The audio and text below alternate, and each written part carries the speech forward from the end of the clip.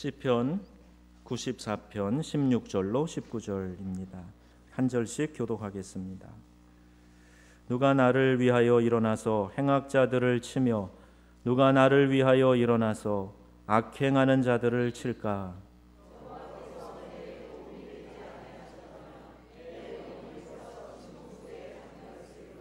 여호와여, 나의 발이 미끄러진다고 말할 때 주의 인자하심이 나를 붙드셔 싸우며 즐겁게 하시나이다. 아멘. 한국의 봄은 참 예쁜 것 같아요. 제가 한 19년 해외에 있다가 한국에 와 보니까요, 이렇게 한국 봄은 정말 예쁘다. 특히 꽃이 참 예쁘다. 그런 생각이 들어요. 올해는 이 벚꽃이 빨리 져갖고 너무 아쉬운데 그래도 또 기대합니다. 다른 꽃들이 이제 순차적으로 피어나는 새 생명의 기운이 움트는 복된 봄에 여러분 마음도 활짝 펴지시고 주님이 주시는 광명으로 환해지시기를 주의 이름으로 축복합니다. 마음이 환해지려면요, 얼굴이 좀 밝아져야 돼요. 옆에 있는 분들한테 교회 오면서 무거운 표정으로 오실 이유가 하나도 없어요. 밝은 미소로 대하시고 인사하시면 내가 그렇게 하다 보니까 금세 내 마음도 언젠가 금방 밝아지고 환하게 되고, 그래서 옆에 있는 분에게 미소로 짓는, 그렇게 인사하는 일이 참 중요한 것 같아요. 그런데 여러분, 우리가 이렇게 늘 봄 햇살처럼 환하고 밝고 따뜻하고 기쁘고 그러면 좋겠는데, 살다 보면 우리의 삶 속에 찾아오는 어려움들이 많이 있습니다. 그래서 인생 참 힘들다 하는 생각이 종종 듭니다. 그저 편하고 쉬운 인생은 아마 하나도 없을 겁니다. 힘들고 지칠 때 여러분 어떻게 하십니까? 일반적으로 사람들은, 믿지 않는 분들은 스트레스를 푼다, 그래서 술 마시고 오락과 또 취미와 어떤 사교에 빠져서 이 힘든 것을 좀 날려버리려고 세상의 방법을 통해 위로받으려고 하는데, 그렇게 해서 잘 위로가 되지 않습니다. 잠깐 있는 것 같지만 금방 또 다시 무거운 문제는 내 마음을 누르고 해결되지 않은 숙제로 계속 남아 있는 거지요. 여러분, 진정한 위로는 세상이 주는 것이 아니라 우리 하나님이 주시는 것이다, 이렇게 믿고 고백할 수 있기를 바랍니다. 우리 성부, 성자, 성령 하나님께서 우리에게 위로자가 되어주시고 또 그 하나님을 믿는 성도들이 서로 교제함으로 위로를 받습니다. 왜 그런가? 성경에 보면 이렇게 분명히 말씀하고 계세요. 우리 하나님이 위로의 하나님이시다, 이렇게 말씀합니다. 우리 하나님이 나를 돕고 위로해 주시는 분이시다 라고 시편 기자가 고백하고 있어요. 또 예수 그리스도는 불쌍히 여기시는 긍휼의 마음을 가지고 계세요. 수고하고 무거운 짐진 자들아, 다 내게로 와라, 내가 너희를 쉬게 하리라. 그리고 너희는 마음에 근심하지 말라, 이렇게 말씀하고 우리를 초대하고 계시는 겁니다. 또 위로의 근원은 성령님이세요. 사도행전에 보면 주를 경외함과 성령의 위로로 수가 더 많아지니라 그랬습니다. 성령 하나님은 우리를 위로해 주시는 보혜사 하나님이시기 때문에 그렇습니다. 또 하나님의 말씀이 우리를 위로하신다 그랬어요. 이 말씀은 나의 환난 중에 위로라, 주의 말씀이 나를 살리셨음이니라, 이렇게 기록되어 있습니다. 여러분에게 이러한 체험이 있으시기를 바랍니다. 하나님의 말씀을 묵상하고 읽고 했더니 이 말씀이 내게 큰 위로가 되는 거예요. 주말에 우리 한 권사님이 제게 문자를 보내셨는데, 이번에 성경 일독하면서 받으셨던 은혜를 깨알같이 적어서 보내셨어요. 그러면서 이런 하나님의 은혜가 있었다, 이런 깨달음이 있었다 보내주셨는데 제 마음이 참 좋았습니다.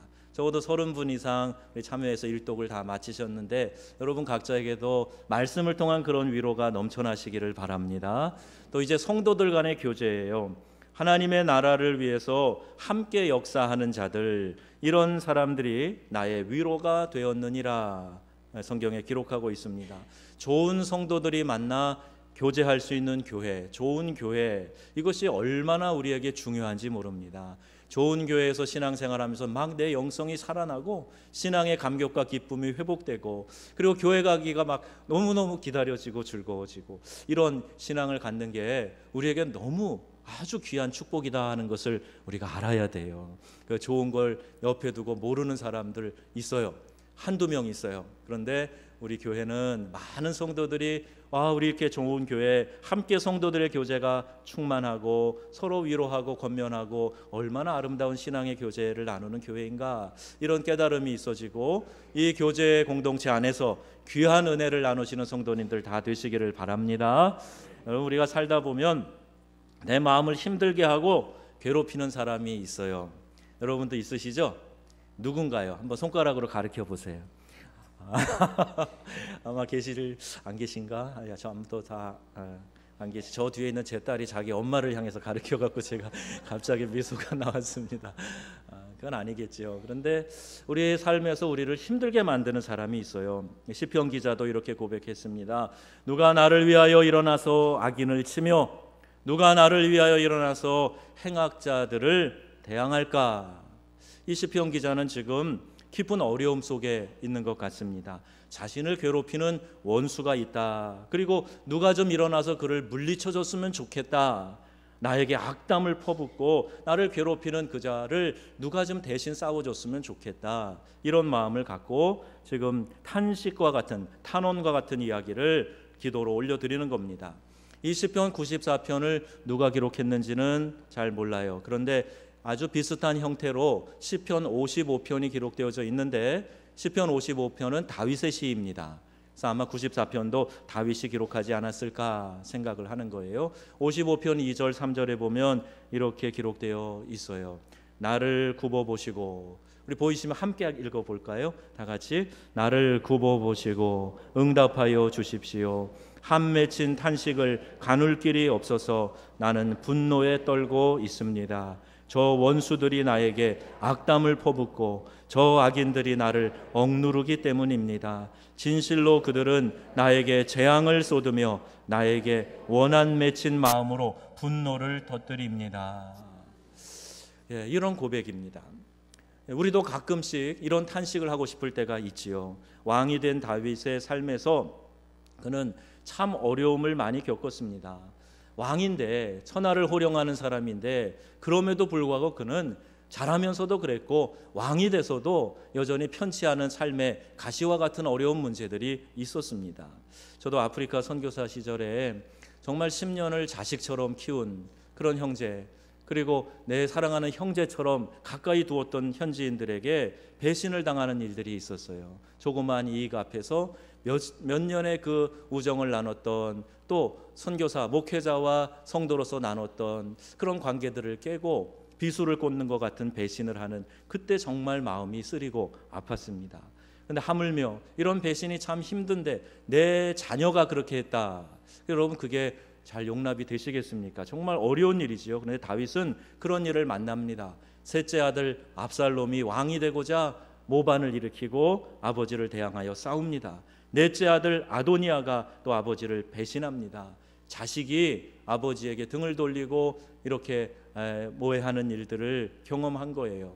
또 그의 신하들, 충신 중에 충신, 충복들이 몇 명이 그에게 등을 돌리고 배신을 하는 겁니다.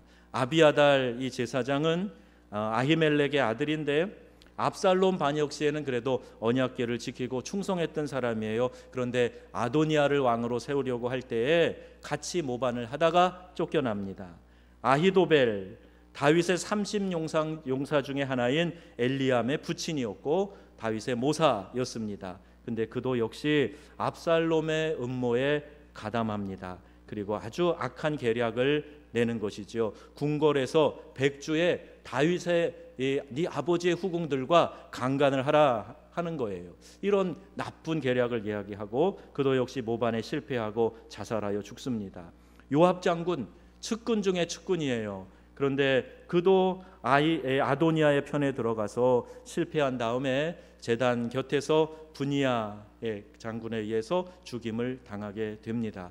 이러한 일련의 일들은 다윗에게 그냥 조금 어려움을 주는 그런 정도가 아니었어요. 다윗의 고백을 들어봅니다.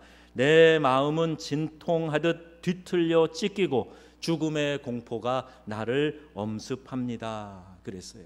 이 마음이 막 갈기갈기 찢기는 것 같다는 거예요. 심지어는 내가 죽을 것 같은 이 죽음의 공포가 나를 엄습할 정도로 내 마음이 괴롭다, 이렇게 고백하고 있는 거죠. 또 또 오늘 17절에 보면 주님께서 나를 돕지 아니하셨다면 내 목숨은 벌써 적막한 곳으로 가버렸을 것이다 그랬어요. 자살을 하겠다는 얘기인지 모르겠지만 하나님이 나를 도우시지 않았으면 내 인생 여기서 끝이다, 이렇게 좌절하고 절망하고 그러고 있었던 거지요. 이처럼 주변에 나를 어렵게 하는 사람들로 인해서 내가 평안치 않을 수 있다는 거예요. 살면서 얼마든지 만날 수 있는 일입니다. 그리고 내가 중요하게 생각하는 사람일수록 내 마음에 느끼는 부담과 상처는 더 큰 것이지요. 그런데 여러분, 용기를 내세요. 붙들어 주시는 하나님이 계십니다. 그 다음 절에 보니까 주님, 내가 미끄러진다고 생각할 때에는 주님의 사랑이 나를 붙듭니다 그랬어요. 미끄러진다, 내려간다, 이것은 자존심이 곤두박질 친다는 거예요. 체면이 말이 아니라는 얘기예요. 내가 정말 살아가고 싶지도 않을 만큼 기분 나쁘다는 이야기입니다. 깊은 수렁에 빠져서 어떻게 헤어나올 수 있을지 고민스러운 그런 상황을 경험하는 거예요. 짜증이 나고 포기하고 싶은 절망적인 상황, 내 마음이 미끄러져 내려갈 때에는 하나님의 사랑이 나를 붙들어 주십니다, 이렇게 고백하는 겁니다. 이러할 때 혼자 미끄러지고 나락으로 떨어지도록 내버려 두시지 않으시는 하나님, 나를 붙들어 주시는 좋으신 하나님, 그 하나님이 오늘도 여러분을 붙드시고 이끌어 가신다 하는 이 믿음의 고백이 있어지기를 주의 이름으로 축원합니다. 윤정옥 사모님이 쓰신 책이 있어요. 울고 있는 사람과 함께 울 수 있어서 행복하다, 이런 제목입니다. 여러분 책을 좀 읽으시는지 모르겠는데 저는 우리 교회가 좀 책을 이렇게 한 30-40권씩 사놓고 우리 성도들이 원하면 한 반값에 사서 읽게 했으면 좋겠어요. 그 책도 좀 많이 읽고 책을 통해서도 좀 은혜를 나누면 좋겠는데, 이런 내용이 기록되어 있습니다. 목회할 때 입양한 아들이 있었답니다. 그런데 잘 자라줬어요. 몸은 좀 약했는데 아주 잘 공부도 하고 그래서 서울의 외국어 대학교에 입학했다가 얼마 후에 군대를 갔습니다. 첫 면회를 가던 날 저 멀리 아들이 걸어오는데 막 가슴이 설레는 거죠. 이 아들을 막 반갑게 끌어안고 그랬는데 아들의 표정이 너무 무겁고 좋지 않은 거예요. 천식이 심한 아이였는데 고참이 군기 잡는다고 아침마다 군장을 메고 연병장을 뛰게 하는 거, 그리고 나서 밥을 아침 식사를 하게 한 겁니다. 아들은요, 참지 못하는 울분 때문에 그 어머니를 만나고 내가 엄마 정말 못 참겠어요. 사고 칠 것 같아요. 사고 치고 그냥 영창 가고 말겠어요. 막 이렇게 흥분해서 엄마한테 이야기를 했나 봅니다. 사모님이 이렇게 이야기해 줬답니다. 아들아, 연병장을 돌 때 괴로워하며 억지로 돌지 말고 즐겁게 노래하며 돌아라. 다 돌고 나면 감사하다고 말해라. 어쨌든 많은 사람 중 너에게 관심을 가져준 것 아니냐? 하나님이 모든 것을 합력하여 선을 이루게 하시는 좋으신 하나님 아니냐? 이렇게 이야기를 해줬다는 거예요. 자, 이 목회하시는 사모님이 새벽 기도를 마치고 나오시는 시간이 바로 아들이 연병장을 도는 시간이었답니다. 사모님의 아들을 생각하면서 그 학교 운동장, 교회 주변의 학교 운동장을 같이 돕니다. 그리고 기도했어요. 한 달쯤 지났습니다. 아들에게서 편지가 왔어요. 어머니, 저는 오늘에서야 하나님의 축복이 시련이란 가면을 쓰고 오는 것을 알았습니다. 그동안 연병장을 뛰면서 때론 화가 나고 자존심 상하고, 그런데 오늘 완전 군장을 하고 구보를 하면서 엉엉 울었습니다.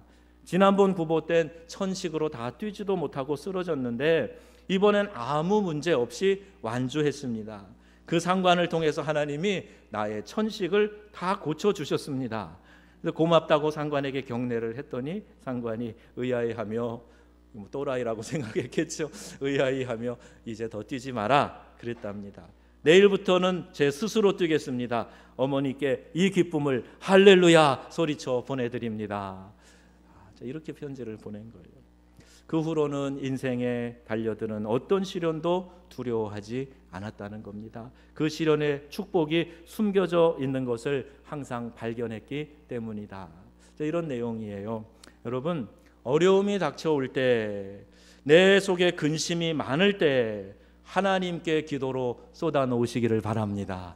하나님께 기도로 쏟아 놓으시기를 바랍니다. 그럼 하나님이 그 상황을 바꾸셔서 합력하여 선을 이루시는 좋으신 하나님이신 줄로 믿습니다. 고린도후서 4장에 말씀하지요. 우리가 사방으로 우겨쌈을 당하여도 쌓이지 아니하며 답답한 일을 당하여도 낙심하지 아니하며 거꾸로 뜨림을 당하여도 망하지 아니하고, 이게 보장의 약속이에요. 그래서 우리 하나님이 우리를 얼마나 사랑하시는가 구약에도 기록되어 있는데, 이사야 43장 내가 물 가운데로 건너갈 때에 내가 너와 함께하고 내가 강을 건널 때에도 물이 너를 침몰시키지 못할 것이라. 내가 불 속으로 걸어가도 그을리지 않을 것이며 불꽃이 너를 태우지 못할 것이라. 아멘. 하나님의 보호의 손길이 나를 감싸고 물로도 불로도 우리를 상하지 않도록 보호해 주시겠다, 이렇게 말씀하고 계십니다. 여러분, 이 말씀이 믿어지십니까? 여러분의 것이라고 믿으십니까? 여러분의 삶에 잘 적용될 수 있기를 주님의 이름으로 축복합니다. 여러분, 하나님은 위로의 하나님이십니다. 19절에 내 속에 근심이 많을 때에 주의 위안이 내 영혼을 즐겁게 하시나이다 그랬어요. 성경에 근심하지 말라고 말씀하세요. 너희가 염려함으로 그 키를 한 자나 더할 수 있느냐? 염려가 불필요하다는 거예요. 오히려 아무것도 염려하지 말고 오직 모든 일에 기도와 간구로 너희 구할 것을 감사함으로 하나님께 아뢰라, 이렇게 말씀합니다.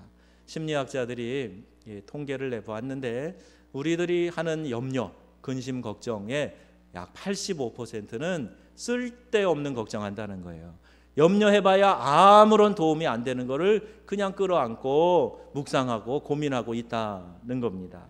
그래서 우리 조상들은요, 지혜로운 속담을 남겼어요. 걱정도 팔자네 그랬어요.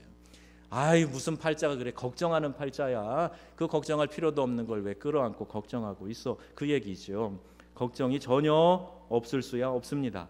아마 스스로 나는 아무 걱정 없어 이렇게 얘기하는 사람은 그냥 그렇게 믿고 싶을 뿐일 거예요.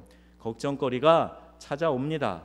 그런데 어쩔 수 없는 걱정, 염려, 근심, 이것이 떠오를 때 그걸 붙들고 묵상하고 있지 말고 하나님께 맡기라는 거예요. 마치 배구 경기할 때 그냥 공이 오면 토스하듯이 염려, 근심, 걱정이 내 안에 들어오면 그거 붙들고 묵상하고 씨름하지 말고 하나님께 그냥 던져버리고 맡기라는 이야기입니다. 그래서 아무것도 염려하지 말아라. 오직 기도와 간구로 너희 구할 것을 하나님께 아뢰라, 이렇게 말씀하시는 거예요. 여러분, 하나님이 누구를 위로하시는가? 그 위로의 대상이 누군가 한번 잘 들어보세요. 첫째는 환난 받는 자를 위로하신다 그랬어요. 고린도후서 1장 4절 모든 환난 중에서 우리를 위로하사 그랬습니다. 또 그 아래 8절을 보면 바울이 아시아에서 심한 환난을 당하여 힘에 지나도록 심한 고생을 받아 살 소망까지 끊어지고 또 우리 마음에 사형 선고를 받은 줄 알았으니, 이렇게 기록합니다. 여러분, 이런 모진 고난 겪어보셨습니까? 정말 내가 얼마나 이 환난이 심한지 나는 감당할 힘이 안 된다. 내가 이제 살 소망도 없다. 마음이 사형 선고받은 것 같다. 이런 상황을 지금 독백하고 있는 거예요. 마음이 뻥 뚫린 듯하고 멍하니 앉아있고 총 맞은 것처럼 뭔가 쓰리고 아프고 괴롭고 그런 절망 속에서 아무 의욕도 생기지 않고 괴롭고 짜증스러운 이런 경험을 해보지 않은 사람 모릅니다. 정말 어렵습니다. 살고 싶지 않아요. 그런 일들을 경험하게 될 때 또 이뿐 아니라 성경에는 뼈가 녹는다라는 표현이 있어요. 뼈가 고통, 통증을 느낄 때 아파요. 그래서 뼈를 깎는 고통이라고 하지 않습니까? 요즘 막 양악 수술도 하고 그러는데 그 용기가 어디서 나오는지 모르겠어요. 뼈 깎는 게 고통이에요. 그런데 뼈가 녹는 듯하다, 마음이 물같이 녹았다, 이런 표현이 성경에 많이 나옵니다. 바울의 고백을 들어보세요. 그런 상황 가운데에서 바울이 뭐라고 고백하는가? 고린도후서 7장 4절입니다. 내가 너희를 향하여 하는 말이 담대한 것도 많고 너희를 위하여 자랑하는 것도 많으니 내가 우리의 모든 환난 가운데서도 위로가 가득하고 기쁨이 넘치는도다 그랬어요. 바울의 고백이라고 아멘도 안 하십니까? 이 모든 환난 가운데에서, 넘치는 환난 가운데에서 위로가 가득하고 기쁨이 넘치는도다. 그랬단 말이에요. 여러분의 것이 되길 바랍니다. 제가 아프리카에서 있을 때요, 정말 날씨가 더웠어요. 40도 오르내리는 아주 필리핀 마닐라 이상으로 습한 곳이었는데, 거기에서 이제 7년 먼저 살았는데, 물 전기 없어서, 물 전기 없는 열대 지방, 상상해 보세요. 참 힘들었습니다. 생활 고통, 참 어려웠던 시절이 있었습니다. 그리고 말라리아 연속해서 3번씩 걸려가면서 이러다 죽는구나 하는 생각이 들었던 때도 있어요. 큰 교통사고도 있었고, 아까 말씀드린 것처럼 배신과 갈등의 문제도 있었어요. 뭔가 하기 어려워 몸에 힘을 쫙 빼고 겨우 숨만 쉬던 그런 시절이 생각이 납니다. 날씨도 더워갖고요, 낮에 해가 떠 있을 때 현관문 열고 밖으로 나가려고 그러면 사우나 문 열고 들어갈 때처럼 확 훈기가 나오는 그런 곳이에요. 정말 무력한 생각이 많이 듭니다. 내가 여기서 뭘 할 수 있을까, 그런 생각이 들 때가 자주 있었어요. 그런데 아프리카와 대조적으로 환경이 좋았던 프랑스에서도 8년 살아봤는데, 거긴 거기대로 또 힘든 정신적인 문제들이 기다리고 있었어요. 육체와 정신, 이 종류의 차이만 달랐을 뿐이지 어떤 곳에도 극한 환난과 어려운 일들이 있었습니다.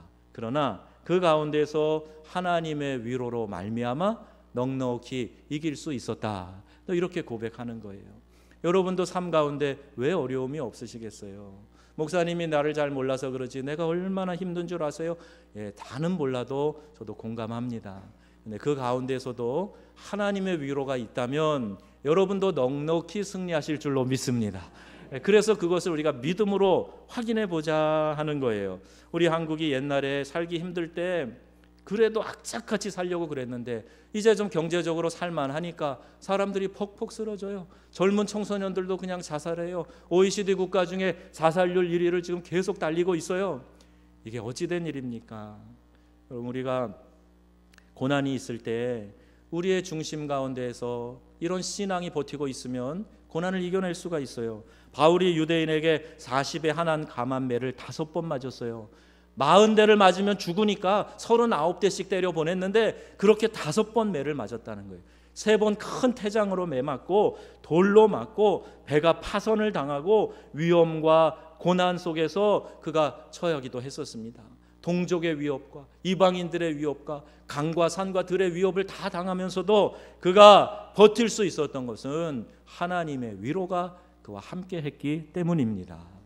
여러분, 목회의 본질은 양떼를 먹이고 돌보는 거예요. 그래서 목사라고 이야기합니다. 그 일의 전문가라는 뜻이지요. 목회도 참 힘들고 어려운 일입니다. 사명이 없으면 목회는 하지 못하는 사역이에요. 바울이 훌륭한 선교사고 목사였던 이유는 그가 한 고백, 그가 한 고생보다 더 힘든 일, 그가 이렇게 고백하고 있어요. 날마다 내 속에 눌리는 일이 있으니 곧 교회를 위하여 염려하는 것이라. 삶의 다른 문제가 더 심각하고 어려운 게 아니라, 내가 지금 이렇게 생활고를 겪고 고통을 받는 게 더 힘든 게 아니라, 내가 주님의 교회를 위하여 염려하는 게 더 나를 누르고 힘들게 한다는 거예요. 내가 약하면 내가 약하지 아니하며 누가 실족하면 내가 애타지 아니하더냐.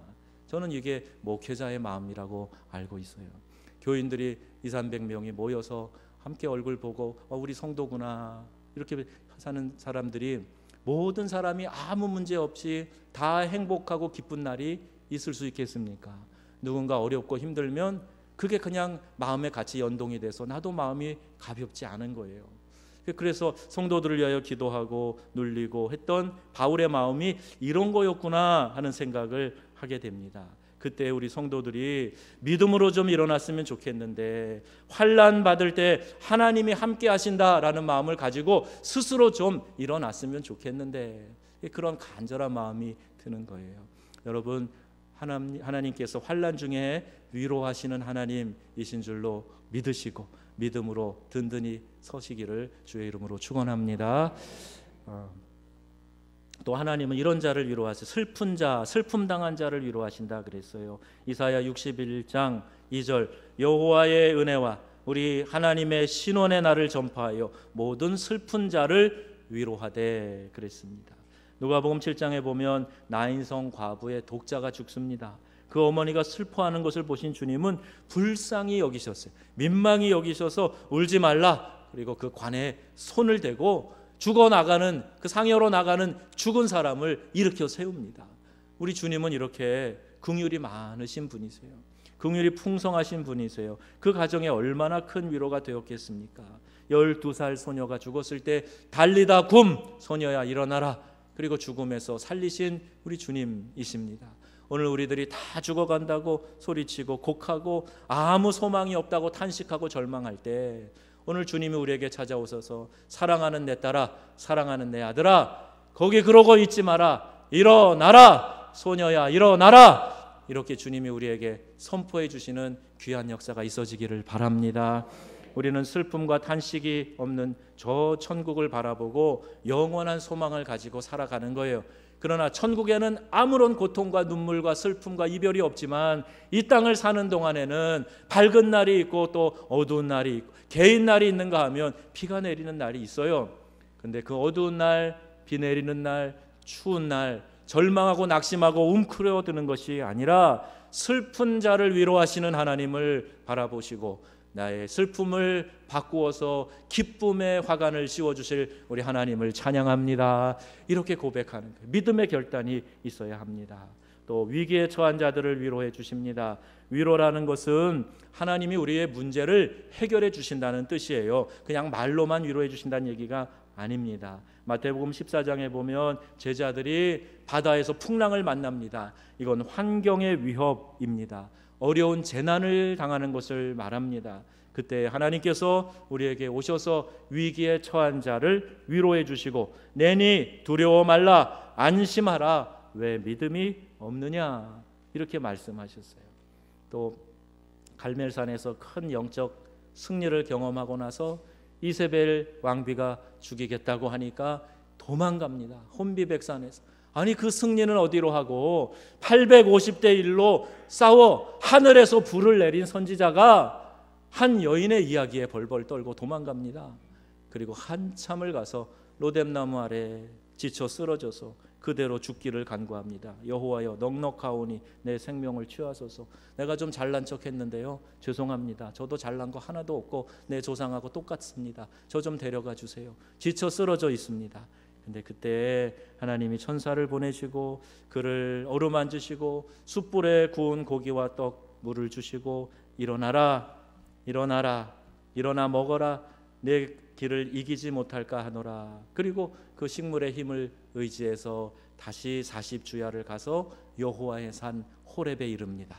우리가 가다가 쓰러질 때 하나님이 우리를 방치하시는 것이 아니라 에이구 이놈아 그럴 줄 알았다. 그리고 하나님이 혀를 차며 우리를 그 자리에 두시는 것이 아니라 쫓아오셔서 우리에게 먹을 것을 구워주시고 일으켜 세우시고 붙들어 주시고 그리고 달려갈 수 있도록 하나님이 힘을 주시는 분이시다는 거예요.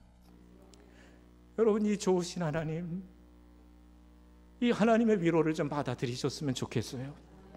내 힘으로 해보려고 그렇게 하다 지쳐 쓰러져 번아웃돼서 이 세상만 탓하고 내 상황만 탓하고 주저앉아 있지 말고 하나님 향하여 원망하지 말고 불평하지 말고 우리 하나님이 나를 위로해 주시고 이 어려움 가운데서 환난 가운데서 위기 가운데서 나를 건져주시는 하나님이신 줄로 믿으시기 바랍니다. 그리고 그 하나님 손 붙들고 일어서는 거예요. 환경적인 위기와 심적인 위기에 처한 사람들 하나님 위로해 주신다는 이 말씀을 여러분 단단히 붙드시기를 바라요. 우울증이니 공황장애니 자꾸 이거 묵상하지 마세요. 주 여호와의 능력이 나와 함께 하시면 모든 어두움의 그늘은 예수의 이름으로 떠나갈 줄로 믿습니다 라고 선포하는 거예요. 그리고 그렇게 믿고 믿음으로 살아가는 겁니다. 슬픔이 변하여 기쁨이 될 줄로 믿습니다. 이렇게 달려가는 거 이게 믿음이고 위로하시는 하나님이 있기 때문에 오늘 우리가 그렇게 살아갈 수 있습니다. 우리 주님은 또 병든 자를 위로해 주십니다. 예수께서 귀신을 쫓아내시고 병든 자들을 고치시니 수많은 자가 와서 고침을 받으니라 그랬어요. 베데스다 연못가에 38년 된 병자 그 삶이 얼마나 참혹합니까? 그에게 찾아오셔서 고쳐주세요. 물이 동하여 첫 번째 들어가는 사람이 고침받는다 그래서 여기 나와 날마다 누워있는데 38년 동안 많은 의원들에게 얼마나 시달리고 가진 것 다 낭비하고 그리고 지쳐 쓰러져 누워있는 그 중풍병자에게 예수님 가셨어요. 누가 저 천사가 와서 물을 동할 때 나를 밀어 넣어줄 사람이 없어서 내가 요 모양 요 꼴로 아직도 있습니다. 그럴 때 아니야, 원망하지 마라. 우리 주님은 그에게 찾아가셔서 내 자리를 들고 일어나라 말씀하시고 일으켜 세워주시고 걸어가게 하셨습니다. 주님은 병든 자를 위로하시고 고쳐주시는 분이세요. 이 시간 육체에 병든 분들에게 찾아오시는 주님을 만나시고 치료받는 위로가 있어지기를 축원합니다. 우리가 찬양할 때 예수님은 누구신가 우는 자의 위로와 이런 찬양하지요. 병든 자의 고침과 우리 이런 찬양이에요. 우리 주님이 우리에게 찾아오셔서 위로하시고 또 우리의 약함을 고쳐주시고 새 힘을 주시고 강건케 해주실 줄로 믿습니다. 하나님께 위로받으면 이런 결과가 있어요. 평안을 얻게 됩니다. 하나님이 위로해 주실 때는 이 심령 깊숙한 곳에서 평화가 일어나는 거예요. 평화 평화로다 하늘 위에서 내려오네 나의 평안을 너희에게 주노니 이 평안은 세상이 주는 것과 같지 아니하다 말씀하고 있습니다. 두려워하지 말라 근심하지 말라 내가 이제 평안을 너희에게 주노라 이렇게 말씀하고 계시는 거예요. 또 하나님이 주시는 위로를 받으면 안전하게 살아갈 수 있습니다. 내가 사망의 음침한 골짜기를 다닐지라도 해를 두려워하지 않는 것은 주의 지팡이와 막대기가 나를 안위하시나이다. 우리는 주의 지팡이 머리를 보고 쫓아가는 양이 되면 되는 거예요. 주님께서 목자가 되셔서 악한 이리 때가 악한 원수가 와서 우리를 삼키려고 할 때 그 막대기로 쳐서 물리쳐 주시는 우리의 목자 되시는 주님이 계시니 나는 주님과 함께 안전하게 살아갈 줄로 믿습니다. 고백하는 겁니다. 그래서 로마서 8장에 하나님이 우리를 원하시면 누가 우리를 대적하리요 환난이나 곤고나 핍박이나 기근이나 적신이나 위험이나 칼이랴. 하나님이 우리를 위하시면 누가 우리를 대적하리요. 이 믿음의 확신이 있어야 됩니다. 그 어떤 권세도 우리를 그리스도 예수 안에 있는 하나님의 사랑에서 끊을 수 없느니라. 그래서 우리가 어머님의 품을 따뜻하게 생각하듯이 엄마 품에 있는 한 어린아이와 같이 그 어린아이가 난리가 나도요 엄마 품에 있으면 평안합니다. 우리가 하나님의 품 안에 있으면 이 평안과 안전을 누리게 되는 줄로 믿습니다. 또 다른 사람을 중심으로 위로할 수 있게 돼요. 헨리 나우엔이 상처 입은 치료자 그랬죠. 또 wounded healer라고 그랬어요. 나는 상처를 받았는데 그 상처가 회복됨으로 말미암아 다른 사람의 상처를 감싸주고 회복시켜 줄 수 있는 치료자 역할을 할 수 있게 된다는 거예요. 내가 과거에 이런 상처 받았어요. 저런 상처 받았어요. 자꾸 받은 상처만 묵상하지 마시고 그 상처로 인하여 내가 지금 다른 사람을 치료할 수 있는 치료자로 설 수 있다는 이 영광스러운 고백을 하시기를 바랍니다. 하나님이 여러분을 그렇게 사용하시기를 원하셨기 때문에 과거의 그 일 가운데 고통의 터널을 지나가게 하신 줄로 믿으시기 바랍니다. 너희 하나님이 가라사대 너희는 위로하라 내 백성을 위로하라. 이 말씀과 같이 우리는 환난 당한 자, 시험을 당한 자, 위기에 처한 자, 슬픈 자, 병든 자, 비천한 자 그들을 위로하고 사랑으로 품어나가는 삶을 살아야 되겠습니다. 내 속에 근심이 많을 때 여러분 하나님 앞으로 나아가세요. 어떤 형식이나 격식 따지지 말고 그냥 내 모습 이대로 주님 받아주세요. 그리고 하나님께 나아가서 쏟아 놓으세요. 그냥 이 안에서 격한 말이 나오면 그냥 그대로 하세요. 다윗도 그랬는데 우리도 그렇게 하면 돼요. 하나님 그냥 옆에 사람만 듣지 않게 하시고 하나님 죽겠어요. 하나님 살려주세요. 그리고 하나님 앞에 엎드려 기도하세요. 그리고 하나님이 여러분 한 분 한 분 붙들어 주시고 위로해 주시고 새 힘을 주실 줄로 믿습니다. 오늘 우리에게 아무리 큰 환난이 있을지라도 주님의 위로가 있을 것이니 고난을 참고 인내하고 나아가면 반드시 좋은 결과가 있을 것입니다. 하나님이 주시는 위로가 넘쳐나시기를 주 예수님의 이름으로 축원합니다. 아멘.